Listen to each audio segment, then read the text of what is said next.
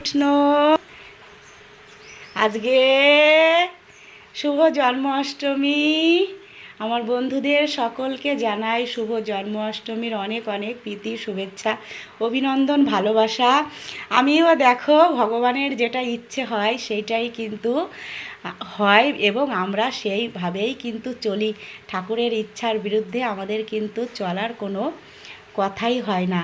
তাই বাজারেও গিয়েছিলাম, দোকানও খুলেছিলাম, সমস্ত কিছু ভেবেছি আয়োজন করব, কিন্তু এত মুষলধারায় বৃষ্টি শুরু হয়েছে, সেই কারণে কিন্তু দোকান বন্ধ করে চলে এসেছি।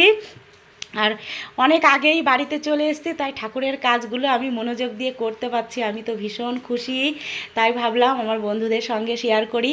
দেখো আমি একদম ঠাকুরকে মুছিয়ে সুন্দর করে ন্যাকড়া ভিজিয়ে মুছিয়ে পরিষ্কার পরিচ্ছন্ন করে দিয়েছি। সমস্ত ঠাকুরগুলো পরিষ্কার পরিচ্ছন্ন করে নিয়েছি। আর আজকে আর মন্দিরের ভেতরে পাইপ ঢুকিয়ে, মোটরের পাইপ ঢুকিয়ে ধুয়ে দিইনি, শুধু নেতা ভিজিয়ে এই যে পরিষ্কার করে দিয়েছি। এই যে আমার গোপু সোনার ছবিটা দেখো, এই ছবিটা আমি পছন্দ করে বাঁধিয়ে নিয়ে এসেছি। তাই আমার মন্দিরে যা কিছু আছে, যে ঠাকুরগুলো আছে, আমি সব ঠাকুরকে খুব ভালোবাসি। যা কিছু আছে তাই তোমাদের সঙ্গে শেয়ার করছি।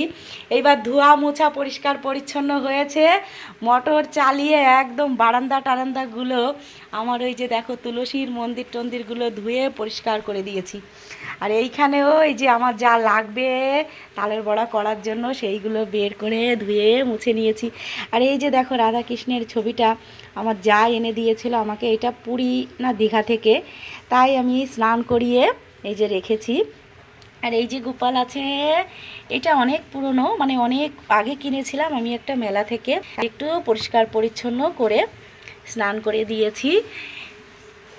আর বাইরেটা এখনও বৃষ্টি হচ্ছে, আমি না বৃষ্টিতে ভিজে ওই দেখো মোটরে এখনও পাইপ দিয়ে জল বেরোচ্ছে।